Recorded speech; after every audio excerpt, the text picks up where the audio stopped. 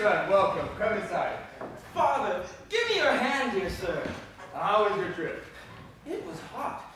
We were so parched by the dryness and fried by the heat of the summer that the pain was almost more than we could bear. Except, of course, that always there was the hope of seeing you again. Well, get inside and rest. Go on. God bless you. What a man you've become. Tristan, Sir. the time has come to wait on someone new. From now on, you'll serve my son. You're smart enough to know your way around the court, and Lord knows he's just a novice. Happy to be of any service to him I may be. So, counselor, please come inside. Give me your hand. No, let me kiss your foot, senor. No. That's too much, really. Get up. How have you been? Sir, I've been so happy, blessed. Your son Garcia's honored me with so much love. I don't know how I can possibly live the rest of my life without the boy. God bless you, counselor. You've always been a man of great discretion, keen insight, and rare perceptiveness. I'm grateful to you that my son has done his duty so well by you, behaved as he ought to do, and done all that he should have done. I promise you, therefore, my friend, that my gratitude to you is such that, as I've managed to help you as much as I could to ascend to the post of magistrate, although you deserve much better, if only I could, you may be certain that I would secure you a seat on the council, too. Wherever I am and whenever I arrive there, I shall always be yours. Then, counselor, before you entrust me with the helm of my Garcia's ship and leave me to steer the rest of my boy's course, there's just one more task I ask you to perform, for my sake and for his. No sooner asked than done, whatever you ask me to do. First, I want you to swear that you will do whatever I say. Your word? Sir, I swear by the Lord on high to do whatever you ask me to do. Then I've only one question to put to you, and I want the truth, not a lie. I've always thought that leaving here to study law was the best way to prepare him for a fine career in this world. He's my second son, you see, and for such a one as he, the law is a sure and certain way, because it's the door to opportunity. But now that God has deigned to take my firstborn, Gabriel, from me, leaving Garcia with my legacy, there's a change or two I need to make. I've decided it's time to bring him back to Madrid and time to end his legal studies, to spend his days among the aristocracy. It's the customary thing. Each noble house takes care to place an heir in the service of His Majesty.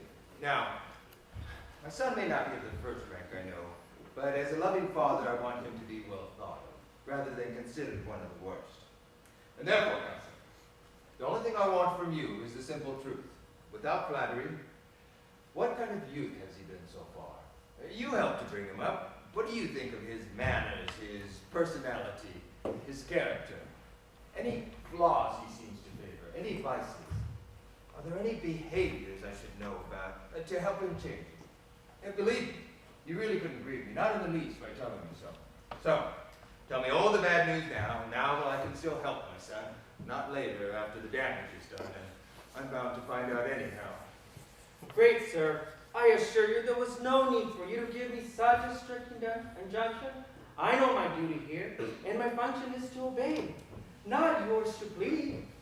The case is as simple as can be.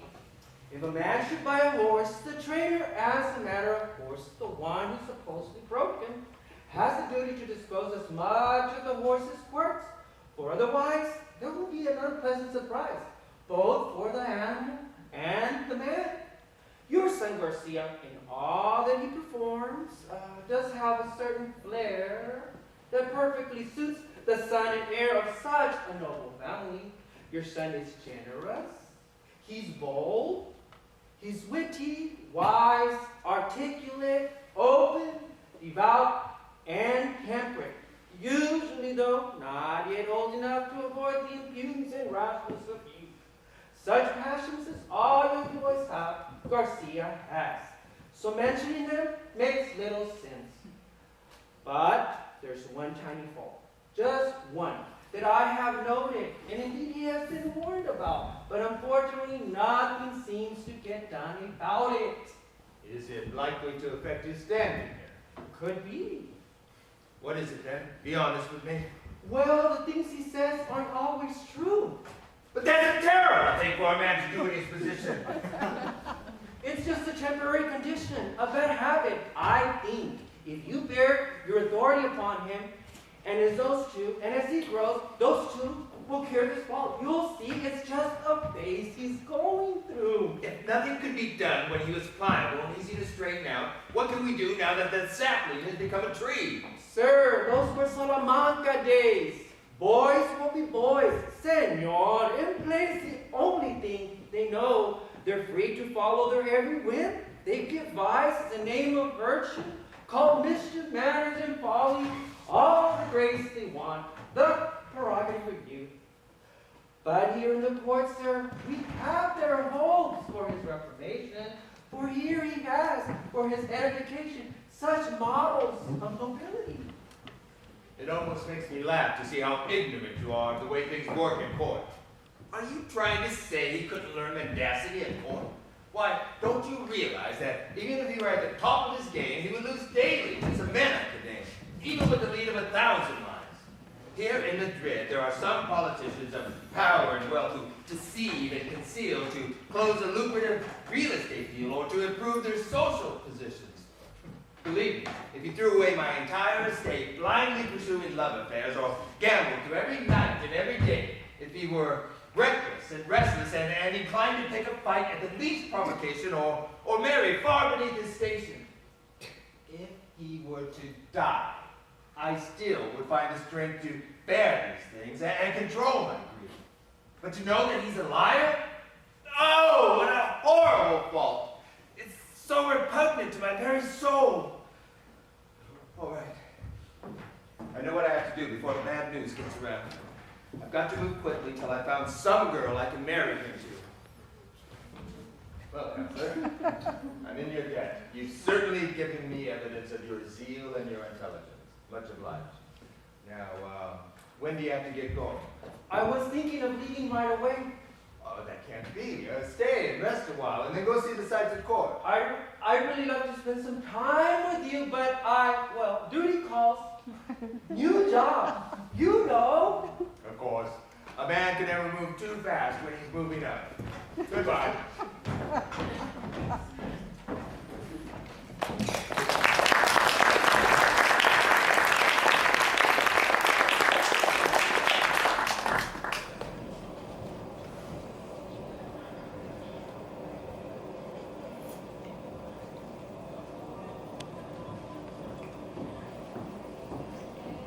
So, what do you think?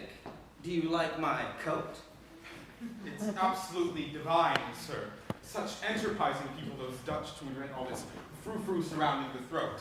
With a native linen like that, who knows what horrors may lurk beneath every pleat. I once knew a lady whose heart skipped a beat when a friend in frills just like those came walking in her direction. But once he forgot, and she happened to see his actual neck, with the upshot that she was obliged to forgo her affection, for his neck was all furrowed and greasy. The ravages of her pubis-bound scrofula, I had no doubt, for her skin was all yellow and cheesy. Twice normal size his nose had grown, and each of his ears were as big as my fist, and his jowls and his chin were all shriveled and twisted, were those of an ancient crone. In short, this gentleman of worth was so little like he appeared to be that no one we knew know was he, not even his mother who gave him birth. Well, that's for one thing. Why, I feel quite overjoyed if our country had a law against such a stupid fad as a collar shaped like a water wheel. Besides encouraging such deceit, these foreigners steal our good Spanish dollars for their ridiculous linen collars and make the damage to us complete. If only we chose to adopt a nice, simple collar, we'd quickly see the face set off to advantage and be just as attractive at a much lower price. Then a man wouldn't walk around feeling all distressed about the condition of his ruff, and worth he was wearing enough protection to keep it from getting messed. I once knew a man who had an inkling that he was loved by a beautiful lady, but at every approach to Lady Maid, he backed off to keep his ruff from wrinkling. And that's why I'm so bewildered by it. Everyone claims they would love with a passion for the simple collar to come back in fashion, but no one will be the first to try it. We can't rule the world, so why not leave it be? How of the women here. I see. Forget the world. We're going to rule the flesh. You believe that's easier? More fun anyway. Are you in the mood? I'm in my prime. Then you've come to Madrid at just the right time. Here, love never takes a holiday. Beautiful women are permanent fixtures here. Against a fine background of court, they glitter and shine like the brightest stars in the firmament. There's even rank and difference among them. Like stars, they're classified by magnitude, brilliance, and by how wide the women spread their influence. Of course, among all these, I'm not including the great ladies of the land. They're angels of pure spirit and are all untouchable, even in thought. I'm only talking about ones with souls a little more inclining, blessedly human yet so divine. Dazzling, corruptible, heavenly suns. The sky is full of them. Let me scan it for you. There's first the beautiful wife who lives an easy, approachable life with complete discretion. I call her a planet. A woman like this, in conjunction with a husband who's easygoing, is likely to shed her rays all glowing on perfect strangers with little compunction. Then there are others whose justification is that their husbands have gone away to the Américas, some of them say, or off to Italy on vacation. You can't always trust women like these. There are thousands sly enough to say they're married so they can make their way around the world in comparative ease. You'll meet the occasional gorgeous trainee under the wing of her so-called mother. The girl's a big star, while the other moves in orbit a bit more free. Then, of course, there's a multitude of classy working girls, you know, who rank in my heaven as courtesans go as stars of a lesser magnitude. Right behind them are many working girls in training, less luminous, perhaps, I must confess, but still far better than a whore. Third magnitude stars, not as bright, certainly as a pro should be, but in cases of necessity you can bathe quite nicely in their light. Now, common pores in their condition, I don't really rank them as a star, more like a comet, because they're quite dim, the tails keep changing position. They rise in the dawn to demand their pay, and once that ceremony's done, the very next moment, they're completely gone, and you don't see them for the rest of the day. Then, there are talented amateurs ready for all occasions. They last for a little while, then burn out fast. I think of them as meteors. The problem here, my boy, if you were thinking for reaching for this kind of star, they're very unstable. Won't say where they are, not for all the gold in Peru. And always be mindful, as I always am, that in the zodiac, Capricorn's not the only sign that wears the horns. There's Taurus and Aries, the bull and the ram. But there's only one virgin. And in conclusion, sure as death and taxes, money's the solitary axis around which all these bright stars spin. You sound like some kind of expert to me on heavenly bodies. When I was hanging around the court, angling for jobs, I studied astronomy. Hung around the court? Well, I'm surprised. And I'm embarrassed about it. But why a servant? Because I ran out of money and luck at the same time. Not that serving you is the finest fortune that a man like me can wish for. Forget the flattery. Get a glimpse of that hand. Oh, what divine whiteness. Pure ivory. And of those eyes, whose beams are shafts of light. Arrows that carry in their flight twin poisons of death and love. You mean the lady in the coach over there? Yes, of course. Do you see another that shines as brightly as she? Oh, no, I've never seen anything to compare. She's the first woman I've seen here. And she sets my heart aglow. The first? In all the world? No, in paradise. She's the queen of heaven. Yes, the woman's divine. Every minute you're likely to see such beautiful women, you'll never be able to say which one's the finest. I know that I could never stand fast. I couldn't be constant in love or desire. The next woman I always saw would set me on fire and made me completely forget the last. Do you know her, Lisa? Oh no, that girl never know me. She's divine. You won't find her with humans. Goddesses don't come down to live in Tristan's world. Whoever she is, I've fallen in love. That's that, and I long to be her slave. You can follow her. No, wait, sir, they just stepped out of that shop. I'm thinking of approaching her. Or does that sound too ghost-familiar? No, not to. Just remember what I said to you. Money makes the world go round. Well, I have some gold. Well, onward Spain! God be with you, sir, and Caesar too. Just don't forget what I said to you. about pretty girls. Let me make it plain. You see that other girl behind her? Just coming out? Maybe she's the sun and the other's just the dawn. That one. Or vice versa. Just a reminder. She's pretty. In the maid? Less beautiful? Look at her. I'd say no. I swear, that coach is Cupid's bow. And all three are arrows. Well worth the shoot. I'm going over. Don't forget the old proverb. Which is? When you go to woo, take your wallet along with you. Well, wish me luck, Tristan. In gold we trust. Then talk to her. I'll go see if I get the coachman to spill the beans about who they are. Think you will? Dear boy, he's a coachman, isn't he? I wasn't sure what I was going to do with my wedding, but I was just so excited. I was thinking maybe some burgundy curtains. Oh! Your servant implores that his hand may be of help to you. That is, if you seem a worthy actress to support a heaven as lovely as yours. Well, you'd have to be an Atlas if you claim you're touching heaven with your hand. To touch hands, yes, is one thing. To earn that touch, not quite the same. A touch freely given would be so much sweeter. Look, I have heaven at my fingertips. What glory is in that if it's she that slips, and not I that rise on high to meet her? And how does one plan to achieve such a height? By drawing closer and closer. I see. So unless you do it gradually, it's just a matter of luck? You're right. Then how can you complain to me of how short of your goal you are when you haven't even deserved to get this far? You're quite luckier than you ought to be. I told you he was a coachman, sir.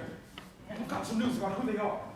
Have you never seen thus far clear signs of what my intentions were? I've never even seen you here. She hasn't even noticed me. My God, I've been in agony over you for more than a year. A year? You only got here yesterday. I give you my word, I've never seen you in my life before. When I sailed from America to seek my fortunes here, the heaven of your face, my dear, was the very first thing that I saw. And at that moment, my soul did melt into yours. And yet, you never knew. I had no chance to talk to you, to tell you exactly how I felt. You're American? With money to spare. And yet, just one glance from these your eyes, and all my gold mines I despise. And leave my Eldorado there. He's American. I've heard them say that wealthy men are stingy. Are you? And they also say that a miser who falls deeply in love gives it all away. Then if what you say is true, I can expect some expensive gifts. Money would be well spent if it lifts my credit with one as fair as you. And yet, such gifts would only be trinkets. For to gain your love, I'd fashion for you a world of pure gold to show my idolatry. And even that could never aspire to outweigh one petal of your beauty's flower, as my enormous wealth and power could never equal my desire. And yet, from this little jewelry store, I beg you take anything you will, a small token of how I feel. I've never seen such a man before, Lucrezia. He's quite generous, this American. I think you're rather like the man, Jacinta, and I think you're right. Here's the shop window. Look around. Pick up what you like. My treat, as I said. Sir, you're way over your head. Tristan, I've already drowned. Here comes the one. I'm very grateful for your kind offer, sir, But you simply can't accept it. What a shame. Madam, I'm desolate. I fear you have mistaken your position, sir, and overstepped the bounds of courtesy. I can accept the offer alone and nothing more. But I've already given you my heart. What if I return for what I have conferred? You have the pleasure of being heard. Which I cherish. Then goodbye. Goodbye. And give me leave before you depart. To love you. Sir, I don't believe a man ever has to ask for leave before he gives away his heart. Go after that. Senor, don't worry. I already know the location of the house from which the flames of love have singed you. Then stay. No need to hurry. You never want to importune a girl too much. She'll get annoyed with you. The coachman said that of the two, Doña Lucrecia de la Luna, his mistress, was the prettier. The other girl with whom she came doesn't actually know her name, but does know where her house is, sir. That's all I know about who they were. And that's all I need. For it must be that very Lucrecia who spoke to me, and whom I love. She's prettier. And as the sun with every new day dims each new star, I find that she, in her brightness, makes me blind, and all others fade away. The one that never spoke a word I thought the prettier of the two. Well, you've got terrible taste. I don't expect my voice to be heard, but nonetheless, I still prefer the quiet one. If for this, the less she talks, the more she is, in my opinion, prettier. The objection that she might be mistaken. We are here on a glass of coach to tell me exactly who is who. As for Lucretia, he told you where she lived? Where was that? You see, in the square by Our Lady of Victory. She is the moon that governs there, eclipsing all stars' house. How fit a name is that? Victory Square. Dinner and music. That's fair. That's Don Juan de Sosa, isn't it? The very same. Some lover, no doubt, who thinks himself lucky. Who could it be that stirs me to such jealousy? Well, it shouldn't take too long to find out. I'm sure it's that. She's to be my bride. I've chosen her. And now I find some other man boozing with music and kneel by the riverside? Don Juan de Sosa. Who's that? It's Don Garcia. Remember me? Ah, you're in Madrid unexpectedly. I didn't recognize you in that hat. It was in Salamanca that we last met. I've changed since you saw me there. Yes, you're definitely not the student you once were. You become a man of the world, I see. So, are you here in Madrid to stay? Oh, yes. Then welcome, and good luck too. And you, Don Felix, how are you? Well, now that you're here, I'd have to say I couldn't be happier. Welcome. You are well? And at your service, my friend. So, what were you talking about? May I know? Oh, some gossip going around. I'll tell you what it was. Last night, someone was down by the river with a band of musicians, and a lady, and a fancy meal. Music, Don Juan. And a fancy meal. Yes, Yesterday. Big to-do. yes, so I hear. And the lady. How did she appear? Absolutely stunning, I hear. Ah, well, So, what's the mystery? well. If the lady and the food were as lovely and as good as you report them, then, possibly, it is my lady and my feast you are praising so. You mean you threw the party by the river last night? You? All night, till the sun rose in the east. What lady? What feast could that have been? You only got here yesterday. You feasted a woman already, I say. Didn't you just get in? Love works quite fast with you, I see. It hasn't been that short a while. I've been at home resting for a month. I swear it was yesterday that he got home. What is he thinking? Well, if I had known of it, I'd have been there to welcome you back myself, out of my debt of courtesy. Actually, I snuck into Madrid. Then obviously that's why I didn't know. But to satisfy my curiosity, this dinner you had, was it really so grand? I venture to guess that it's the best that Rivers ever had. I'm so jealous I may go mad. Well, you may as well admit it was you in the thicket with Mademoiselle.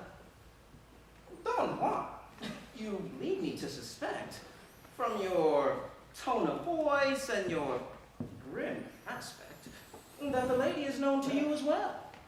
I'm not entirely in the dark about the affair. The information came to me at second hand, confusing. I'd love to hear what went on in the park last night. The whole truth, direct from you. You know, a courtier like me, I've got nothing better to do than roast some things of my jealousy. And you know what, now you're asking, see how they go about to reveal your rival's identity. All right, here goes. Let me in. And all you desire, I shall provide. The story of the feast by the riverside. There's nothing we'd rather hear.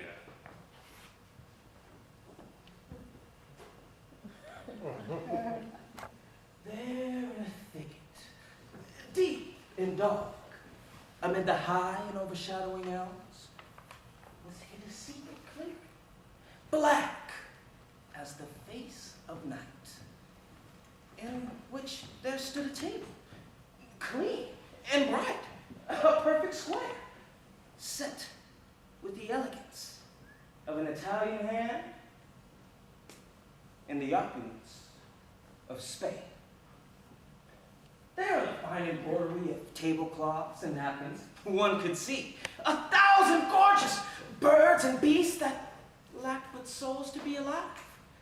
All set and stacked, 4 sideboards run along each lane, each one laden with crystal bowls, crystal cups, porcelain plates, and gold. Just one tree there was left untouched, it seemed. And the other one was stripped of their leafy branches, and of them, they had built 6 grand pavilions. Hidden away in 4 of them were different orchards. Arranged inside the 5th pavilion was a vast display of entrees of every kind.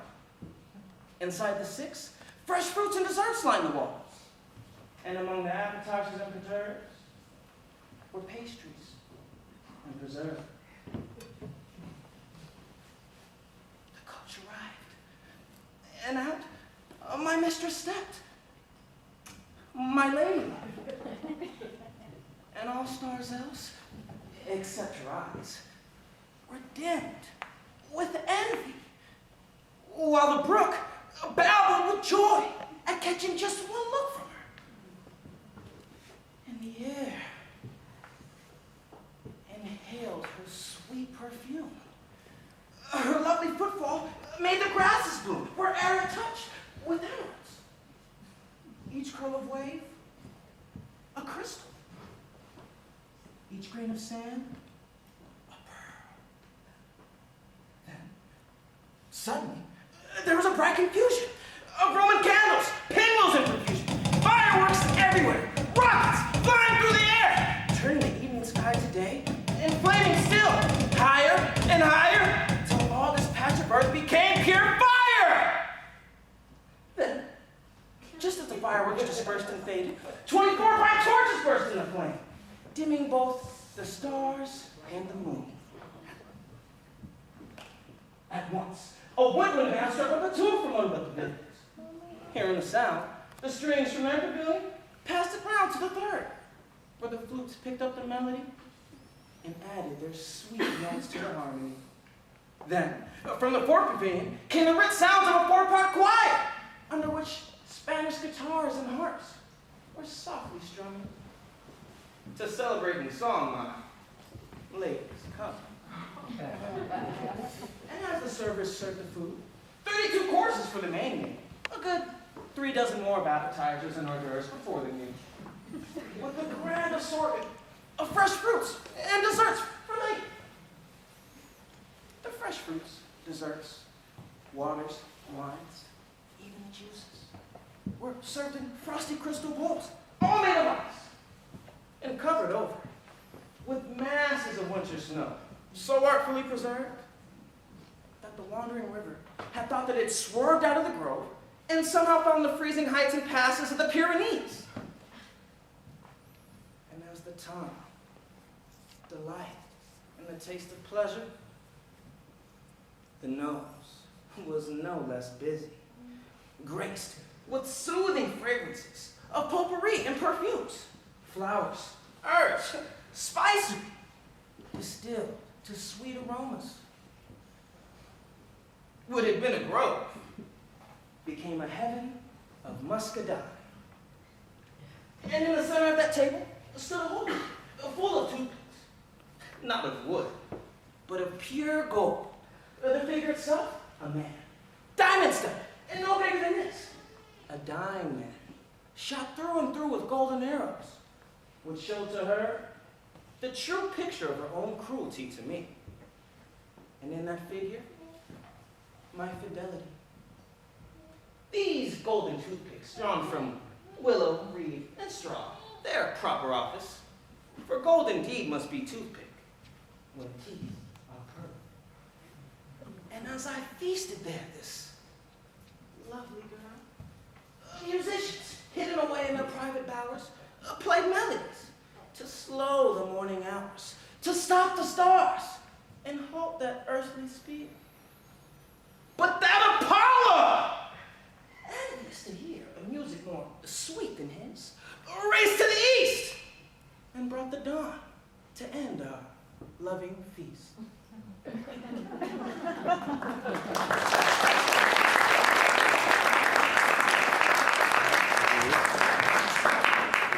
painted such a picture of last night, my friend, in such vivid colors and such bright details. I could not be sure, I swear. I was hearing it are actually there. Devil bless him for his only son. Father of lies. How otherwise could one so improvise a non-existent meal that outtruths truth itself and how real's real? And mad with jealousy. We've never heard such things about this party. It's absurd. The details of no importance to me. The time, the place, the substance, they all agree. Look at Lucrecia's coach. That girl, the one who's by the steps, Jacinta. Yes, yes. Look at Don Garcia's eyes. They're following every move she makes, I swear to God. Look how his love makes him so restless and distracted. Hey, all he does is confirm my jealousy. Goodbye. And see how well they synchronize, in perfect unison, their swift goodbyes. I've never seen two gentlemen agree to say goodbye with such alacrity. She is my heaven, the prime mover of my every act, the north star of my love, which draws me like a magnet to her side. Well, then, you must be patient, sir, and hide your love. Revealing is likelier to fail than to succeed with one like her. Believe me, sir, it's my experience that fortune favors men who have the sense not to respond.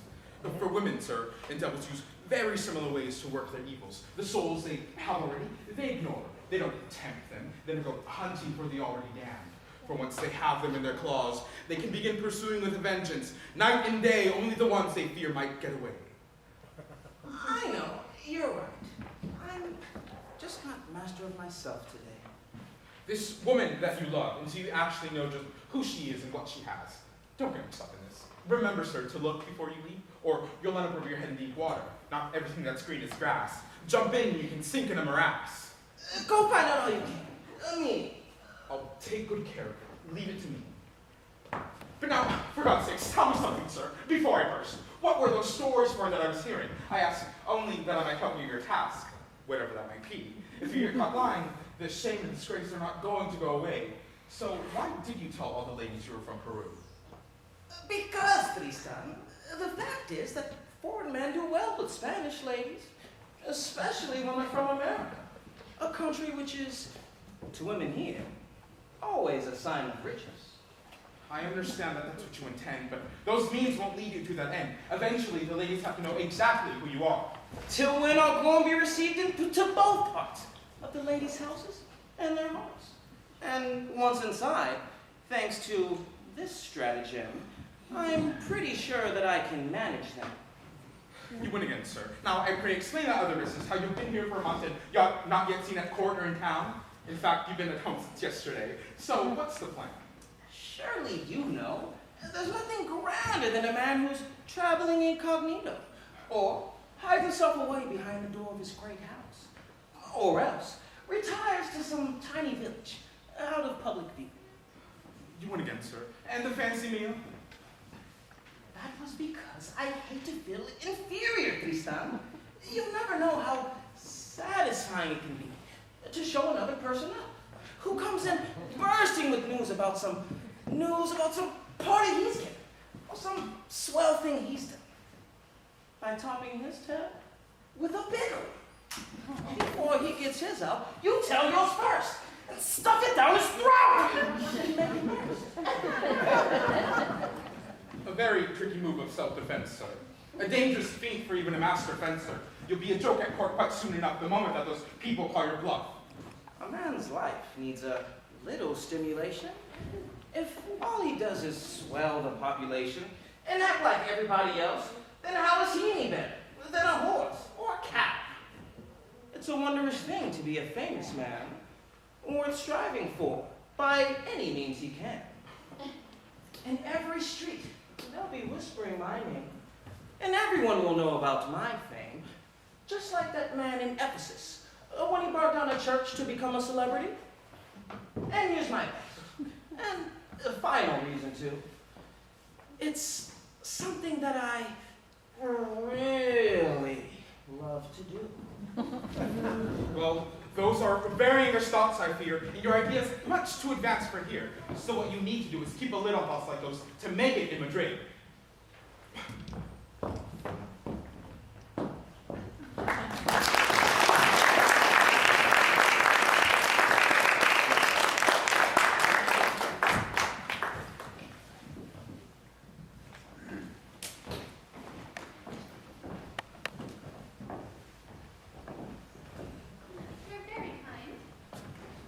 isn't all some friendship of a single day. Our families have been this way for quite some time, if you recall. That's why I'm sure my little visit here is not so unexpected. Oh, if I seem shocked, dear sir, it's only by surprise. It's not that often that you come to visit us, is it? Pardon me, if I had known who my uncle was with, I wouldn't have lingered with the silversmith haggling over some jewelry. That was an omen, a favorable one, for you'll be purchasing a priceless jewel if I can persuade you to marry my son. Now, surely there can be no doubt as to the value of my son's legacy, so there's just his personality for you to be concerned about. And though the boy just got back from Salamanca yesterday and got a sunburn on the way, something that jealous Phoebus did, I'll take the chance and gladly put it right where you can look him over, since I'm so sure that as a lover you'll find him pleasing from head to foot, if only you will grant that he may come and pay you his respects. What you present to me affects me so that I do fear praising it would be presumptuous and impolite. Your offer means so much to me. I'd say yes now, but unfortunately I wouldn't want to give anybody the wrong idea. Whatever the game may be for us, that I was rash or frivolous, which any woman of discretion must avoid. It might be more discreet so as not to compromise anyone, and if you would agree to see your son as he will pass me in the street. You have a wonderful sense of duty, and if my son should marry you, I will count him lucky for that gift too, as well as your obvious beauty. My little niece is the mirror in which prudence itself may see her face. You have captured her undeniable grace in that perfect image there.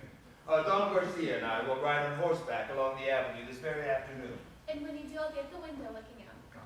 I beg you then to take a good view, for I shall return this very night, beautiful Jacinta, if I might, to ask how he appeared to you. So soon? No need to wonder at how strongly I feel. By God's holy name, if I was fond of you when first I came, I have fallen completely in love with you now. Goodbye. Goodbye. Sir, I can find my own way out. Oh no, please, I'll go. Don't bother. At least let me show you into the hall of empire.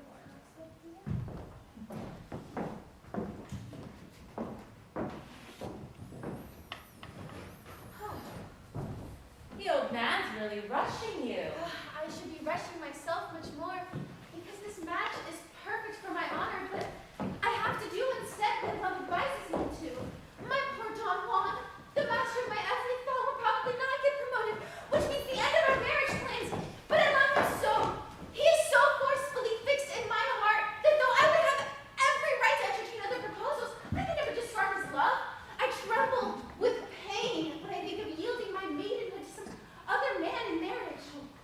I thought perhaps you had already forgotten him when I saw you receiving other men. No, don't deceive yourself, Isabel. But though I'm not forgetting him, I have to move on with my life, you know. My father's permission to marry Don Juan depends upon him receiving his commission, which he won't, so my hopes in him are gone. I'm getting back into society. It's either that or death for me. I mean, why pursue an impossible plan? I don't approve. A woman can perish of too much constancy. Somewhere out there, maybe I will find a man who is as worthy of my name and maybe of my love. Time will all your hopes fulfill, as sure as there are stars above. In fact, unless I am deceived, you found that American you received today quite charming. Do you want to know the truth? I was quite taken back with that youth, more so than I ever thought possible. So much so, I'd be willing to say, all jesting aside, that if the son of Don Beltran is as young and handsome and smart as that man, I would gladly be his bride. This afternoon, you'll be able to see him with his father riding by. His face and figure, yes, but I would like to know more about his mind. To me, that's much more important. I'm afraid we'll have to talk. To talk. Which would offend Don Juan. I would rather not risk losing him. At least until I'm sure that I happen to marry the other. Then you should do something. Anything. Time flies, you know, and you should be wise enough to avoid the real danger of losing both. Don Juan, in my eyes, is just playing the dog in the manger.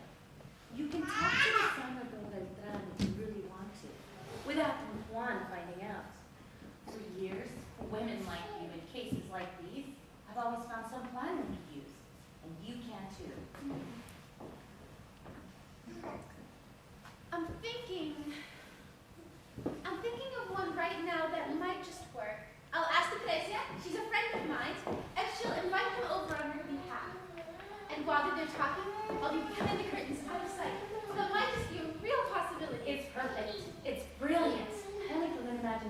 reputation like yours didn't come. Then instantly go to the business house and say exactly what I have in I mind. shall fly with the wings of the wind. And tell them even a moment's delay will be a century. On your way. Your lady, may I speak with her? A minute, maybe. The hour's near when my master usually comes in here to take them to dinner, sir. So, listen. Now I've lost you. I've lost myself. Now you've lost me. Are you insane? What do you think you Behave yourself. Quiet down. My uncle is somewhere in the hall. Did you wear that at all when you died by the river at the edge of town? You're not yourself. What is all this? Well, when another man spends the night with you, what do you expect me to do? Be as blind as your uncle is? Since the night, what will you say? Even if that were true, it's only presumptuous of you to talk to me in such a way. How much more so when the whole idea is a figment of your fantasy? Oh, I know all about your riverside spree. And I know your hostess, Don Garcia. About the fireworks burning bright, the moment little Jacinta drove up, and the torches that turned the grove into day and into night. About the silver service on every side, and the tables piled higher and higher, with the four-part pavilion occupied by an orchestra and four-part choir. Oh, I know it's all to you. And how the sunrise found you there. So, tell me, that the whole thing is a figment of my fantasy. I swear to God. Please, no more lies. Deny what I heard, but you cannot say I did not see what I saw today. The truth.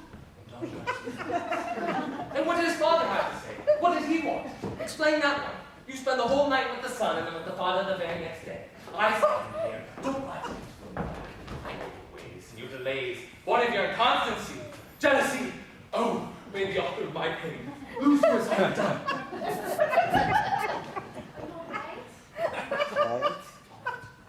One be sane and hopelessly in love. Wait, so we'll see how bad the information is that you've had. I'm going.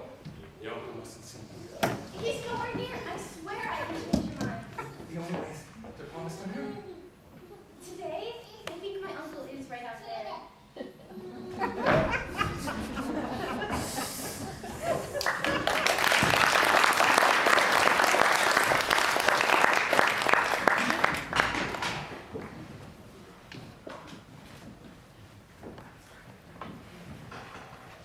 It is the urgency of the matter that forces me beyond the proprieties of my station. What it is you may discover tonight at a balcony in which the bearer of this note will reveal to you, along with other things I dare not put in writing. May the Lord protect and etc., etc. Who wrote this note to you? Do you know? Doña Lucrecia is her name. Then, was it she whom I proclaim my very heart beating so proudly in my breast? She, that queen of beauty, whose lovely feet tripped today down Silver Street before noon? Yes! My destiny, my joy, my soul, my life, my own. Tell me of her qualities quickly. I'm amazed that these great gifts of hers are still unknown to you. You, Senior. You need to be told about her beauty. I'll skip that part. She's virtuous. She's very smart. Her father's widowed, very old, and has a vast estate. I hear 1,000 ducats, maybe 2, which she will inherit. Tristan, did you hear that? Without a single tear. As far as the rank of her nobility goes, what can I say? Luna's her father's name, Mendoza her mother's, both solid gold and pedigree. Where does she live? Victory Square. My goal is clear, and you the guide. It tells me here to lead me inside that glorious heaven that awaits me there. Then I'll show you the way to both places then. For which I'll thank you with all my heart. I'll come back later tonight to accompany you. Say at the stroke of 10? And tell Lucrecia my reply to her request. Yes, sir. God bless.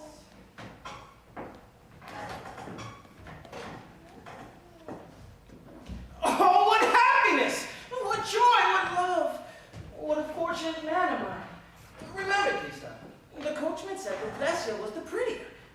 And that's the one I love, I'm sure. Surely she's the one who who forwarded this letter to me. Can't you see? I think you're reaching for it, sir. Don't be silly. Of course she did. What did the other one write? Marcia? Sir. There. That is for you, sir. As you were. Fine, fine. Relax. Your servant, sir.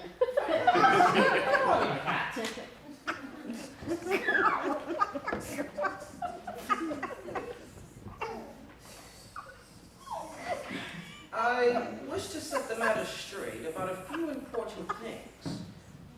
Come by yourself. When the bell rings 7 at St. Blaise, I shall wait. Don Juan de Sosa? There! Good heaven! What could it be?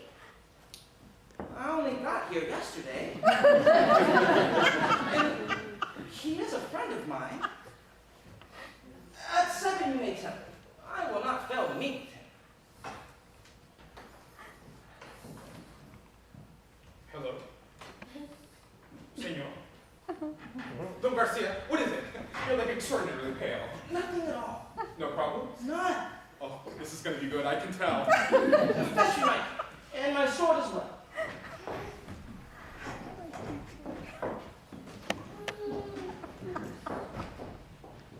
But what could I have possibly done? Garcia, well, we're going to go out for a little horseback ride today. There's a certain matter I'd really like to discuss with you. Another one? Now what? Now where are you off to? It's blazing hot out there. Oh, just next door. I thought I'd shoot a little pool over there at our neighbor's house. With the count. Well, don't dash about so much. I don't approve. You just got in. There's thousands of people yet to meet. You won't be able to do it in a single day. And when you do, I prefer if you carefully kept in mind these 2 rules. Never bet more than you can pay, and never say more than you need to. Abide by these, my son. It's the only way I know to be happy. You're right. I'll do as you say. Now go outside and see to it that the stable boys get your horse saddled and ready by 4. I'll arrange it, sir. Goodbye. I'm still more than a little upset over the things his tutor said. Trista, how much time did you say you spent with him? The entire day. Forget that he's my son. Instead, remember only the loyalty I've always found in you, and which I'm sure is still there, too. What is he like? Be honest with me. I really couldn't say. There's been so little time to judge him by. Your tongue is not usually this shy. There's been plenty of time to judge him in. He's got a great imagination. A wonderful sense of fine detail.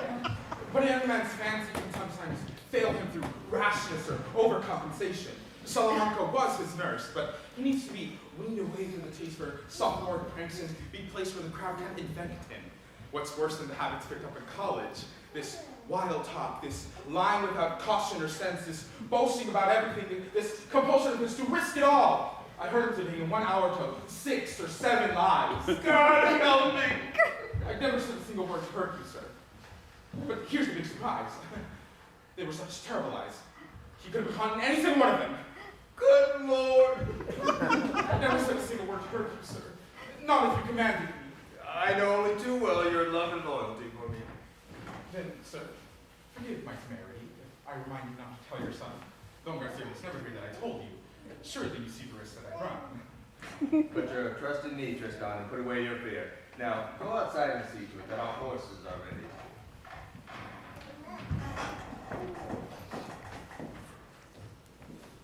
Oh, God in heaven!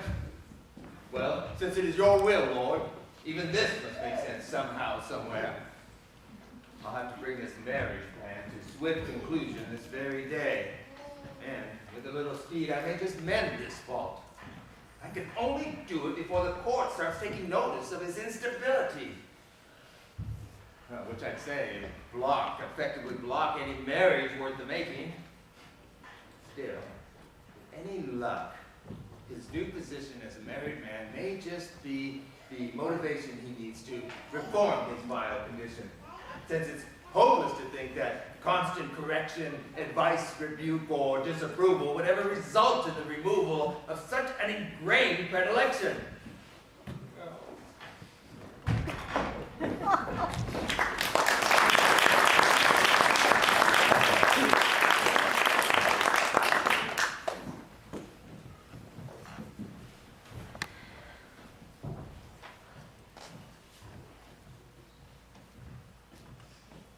I told Lucrezia, ma'am, and she grabbed for her pen and immediately put your brilliant plan into action. The son of Don Beltran this night, beneath her balcony will wait. She's so obliging to me. At every opportunity, she shows herself a perfect friend. Is it late? It's 5. Will it never end? Even during my nap, remembering my poor Don Juan distresses me. I dreamt that he was all consumed with jealousy over another suitor. Hi! It's Don Beltran! And with him! Hi, you Peruvian! What are you talking about? That man you met on Silver Street, he's riding alongside Don Beltran. See for yourself. My God, that cannot be! That liar! That fraud! That cheat! Woo! Why would he tell me he's an American when he's obviously the son of Don Beltran? Because money will always be crucial to any engagement plan. And when he said that it was last year when he first saw me, he was lying again! I clearly remember Don Beltran telling me that he just arrived in Madrid today from Salamanca. Yes, but then, to put it in the best possible light, he could be truly, you know. He could have seen you a year ago, then left Madrid, and then arrived from Salamanca last night. What's worse, I'm pretty sure he's not indulging in hyperbole for nothing. Trust me, Garcia got his father here as speedily as he took a bow and shot him over to talk to you. Can't be a coincidence to see you and say he loves you. And that very day, his father's here with the bright idea of having you marry his son, Garcia. Well, I still feel that the time between when he first saw me and when his father came and brought these wedding plans of his was just not long enough. But it was! If he knew who you were all the time, then met his father on Silver Street, who was not unaware of who your family was. And we talked. And he let him know how much he felt for you. And he, since he adored his son, and rightly so, rushed here. Well, what will be, it will be. The boy's a handsome one. His father adores me, and he desires me. Consider the marriage done.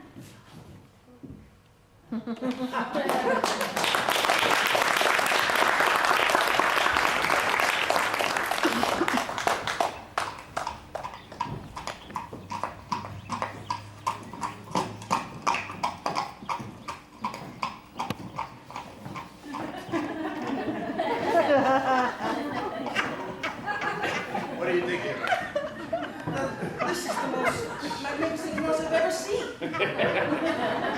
Beautiful. How well she's been trained, and how sharp her spirit is. So mild, yet so magnificent. Your brother Gabriel, may he rest in peace, considered her the best. She was his joy, his sole content. So, now, Father, that we've made it to the hermitage on this lonely hill, what did you want? What is your way? What is my pain, you ought to ask? Are you a gentleman, Garcia? I always thought I was your son. Oh, I see. Just being a son of mine is enough to make you one. Well, yes, Father, I think it is. Well, that is a really dumb idea, because you have to act like one to be a gentleman, Garcia. How do you think the noblest houses got started? The founders made a name for themselves by their noble deeds. They had no ancestry to claim. These low-born men had but their acts with which to honor their progeny. It's acting well or ill that makes you good or bad. Now do you see what I'm telling you? I don't deny that noble deeds can indeed make a man noble. But I will also say that if deeds don't do it, birth can. But if a low-born man can gain nobility, is the opposite not true as well? May not a high-born man lose his? that's also true. So then, if you perform disgraceful acts, you can, even though you're my son, fail to be a gentleman. And if your every act is a scandal to society, my coat of arms would count for nothing, as would your noble ancestry. What is all this I hear with my own ears, that all your lies and all your stories have become the wonder of Salamanca? And you call yourself a gentleman. You're nothing. To call a man a liar, this alone is enough to ruin him, no matter how noble or poor he is. How can such a man exist, with thoughts so base and so inane as to enslave himself to a vice that yields him neither joy nor gain? At least the lecher has the lure of seeking sexual satisfaction. The miser has the comfort of his money's power and attraction. The glutton has his feast to please his palate. And the gambler has the thrill of play and the hope of winning big to keep him coming back. The killer satisfies his blood revenge. And the thief enjoys the haul he's made. Even a quarrelsome man may gain a reputation with his blade. So, every vice, in short, can yield some benefit or some pleasure, except for lying. What does it bring but infamy and scorn with it? Whoever says that I tell lies is just a liar. And once again you lie. Even to defend yourself. That's all you know. And you lie again. But if you won't believe it... Believe what? That you tell the truth and all the town tells lies? Am I an idiot? What matters now is that you give the lie to your defamers by your actions. You are in court with men to whom you dare not lie, for they are the most exalted peers of Spain, and who, if they ever find your weakness out, will never give you their respect. Must I remind you more? You're all grown up. You have a beard on your chin, a sharp sword at your side. You're nobly born, and I'm your father, and that's my final word. And just so you know how upset and harried I've been about your welfare, you should know that I'm working to get you nobly married. My Lucrecia. Never before, my son, has heaven deigned to place such heavenly beauty, such divine endowments in a human face as in that of Jacinta, daughter of Don Fernando Pacheco. She, from whom I look to have many fine grandchildren in my seniority. My Lucrecia, can it be?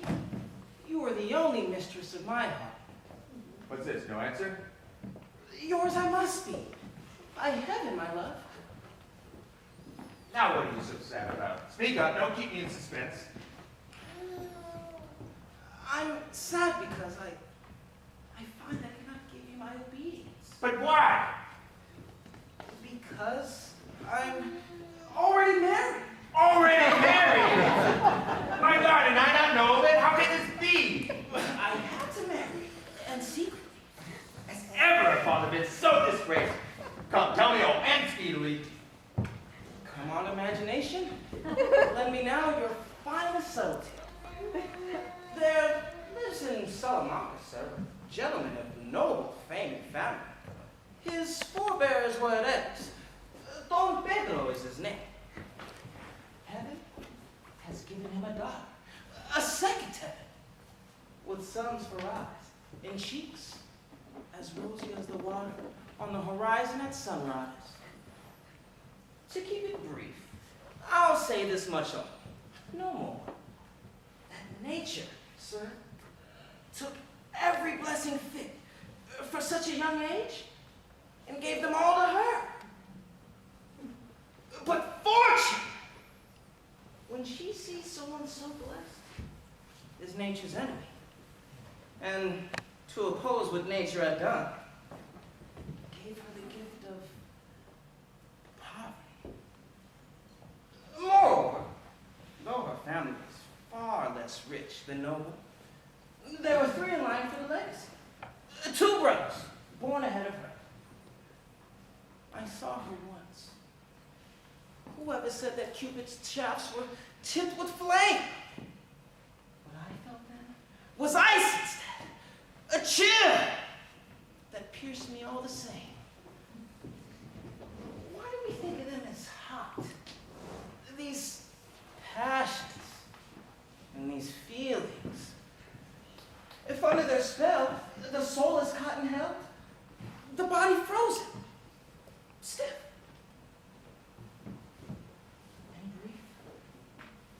I had to see her there. And seeing her, love had to make me blind. I had to follow her. I was so rapt. And it'd take a heart of bronze to judge me for it. By day, I walked the street. By night, lived at a gate. I resort to go-betweens and notes. I'd write of my passions. Till at last, from pity or affection, she responded. For love's laws bind fast, even among divinity. The more attention that I showed her, the more she did requite it. Till, at last, on me, she bestowed the heaven of her room one night. And as my burning passions, disdaining all my scruples, sought to ease my aching heart's enormous pain, and find with her love's sweet release. I heard her father coming to her room. What called him there? It wasn't something that he used to do. What was it? It was fortune crossing me that night. Alarmed but bold. Oh, woman. She pushed my almost dead body, unmoving, frozen cold, behind the curtains of her bed. And gained on bed. And she, to hide her face, now drained of color, flung her arms about me, and bravely tried to feign the light away, even as she clung. They sat together, side by side, and he explained how she might benefit by becoming allied to the Mondroy's family. The two said their goodnights. And then, just as her father was headed out the bedroom door, the moment when the old man's foot was just about to cross the threshold, damned and amen, cursed be the inventor of the chiming pocket watch. You see, mine began striking midnight then. Don Pedro heard it, turned and said, "What is a watch doing over there?" "Why, that watch, it was forwarded to me for repair," she replied, "by my cousin, Don Diego Ponce, you know, because he says where he lives there's a scant supply of watches and watchmakers there." "Hand it to me," her father said, "and I'll take care of it." She came running quite swiftly toward the bed, did Sancha. That was my lady's name. I reached for it and was about to hand it over, when once again, chance intervened. As I pulled it out to hand it over, my pistol tangled in the chain. I had my pistol out, you see. The chain got the gunfire, and the hammer fell, and she fell too at the sound. This must have stunned the old man. He began to roar, and I, seeing these sun-like eyes eclipsed, heaven fallen to the floor, I was sure that she, my life, my prize, the goal of all my actions, lay dead. A victim of the atrocity committed by those balls of lead that flew at us so suddenly out of my pistol's mouth. Enraged, racked with despair, I drew my blade. I was prepared now to engage 1,000 men. His 2 sons stayed me from escaping. They were joined by lions, armed, and with them stood an army of servants in the hall, opposing me. I could have whipped them all. But just as I was fighting past them coming in, my sword belt was entangled by a metal hook. It must have been the knocker on the bedroom door. I had to turn my back to free myself and be a target for the row of swords. That instant, she, my Sancha, woke, regained all sense, and fearing what the end might be of this unfortunate turn of events, she pulled so mightily on me and pushed so hard upon the bedroom door that, and I tumbled, sword and all, safe in her room. And what's more, she locked my enemies in the hall. We piled high barricade of burrows, chests, and trunks to bar the door, hoping that rapid delay might be some remedy. But far more strength would we have needed, for my foes in their fury tore right through the door and knocked it clean off its iron hinges too. Now, seeing that however much I may delay it, nothing could prevent my foes from exacting such a punishment as honor would demand of me. I'm seeing at my side my darling Sancha, the lovely partner of my fate, and how terror had plucked the roses from her cheeks. And through no fault of her own, she tossed me upon the storm of chance, and blow for blow did fight with destiny. So, to reward her loyalty, to prevent her any further dread, to escape a certain death for me, and kill all further conflict dead, I had no choice, sir, but to yield and ask whether or not this bloody fray between us might not best be healed by a union of our bloods that day. They saw the risk of continuing and knew quite well my quality, and after a little squabbling amongst themselves, agreed with me. So we were wed, and mortal war concluded in the sweetest peace. And you did gain a daughter-in-law that day, unmatched on earth or the 7 seas. And yet, we all agreed that you should not be told, for your consent had not been given. Then, too, there was the fact that she was poor. But now, at last, you have to know. Then tell me, would you have it so? Which would be better? To have me dead? Or living? And so nobly wed? From what you say, I'll home at once. Go on, and we'll discuss it there. I go in all obedience. I'll be just in time for evening prayer. Yes! Well, that went well. The old man went away convinced of everything I said. So lies will never bring a person profit or content. Says who? Clearly I'm elated to see him swallow everything I said. And obviously I've profited from fleeing a marriage, which I hated. What a wonder to behold. He bawls me out for telling lies, and then immediately he buys the biggest lie I ever told. But now, Don Juan de Sosa's waiting for me. Hey there, my horse! I've seen some amazing things today, and they've all come so hard and fast, I think I must be crazy. One day I'm here, and see, in an instant, I'm in love, engaged to be married, and the rival of someone who wants to challenge me. So, Don Garcia, you've been as good as your word. Who can know my breeding and think I could be so base-hearted as to fail? So, let's begin. What is the cause, my friend, for which you call me here? Come, sir, I long to know. Why must our friendship end in a deadly duel? She is the cause. The lady who, if what you told me still holds true, dined with you by the riverside last night. She is the reason why I suffer. She whom 2 years ago I made my fiancée, and though our marriage is delayed, whom I intend to wed. So publicly have I expressed to her my love. You could not have been ignorant of my intentions, and so offended me. And now that I've said my piece, I have just one more thing to say, and it is this. Either today you cease all contact with her, for she's the bowl I've said about all these years.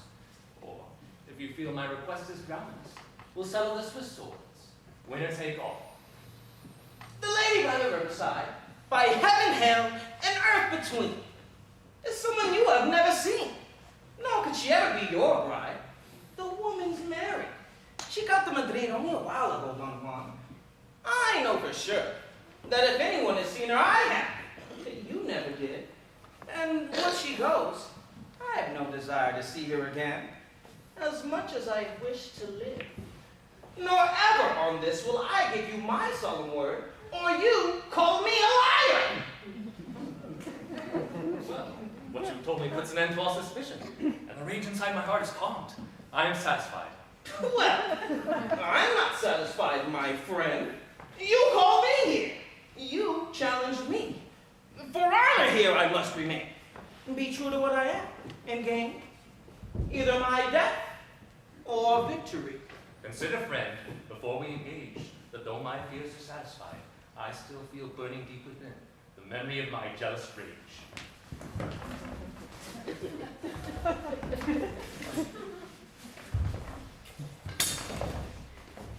Gentlemen, put up your swords. I've come to stop you. I'd like to see the man capable of stopping me. Sheathe your steel and hear my words. The quarrel between the two of you was groundless. I told him so, but he insists on the necessity of answering my call, and drew his naked sword for honor's sake. And like a gentleman, he drew his sword with valor equal to his mighty spirit, and that should make his honor safe. Sir, understand, I beg you, it was jealousy that blinded him, and grant that he may have your pardon and your hand. I will be ruled by you. Well said. But be more careful from this time on. And don't go rushing into things, Don Juan, where even angels fear to tread.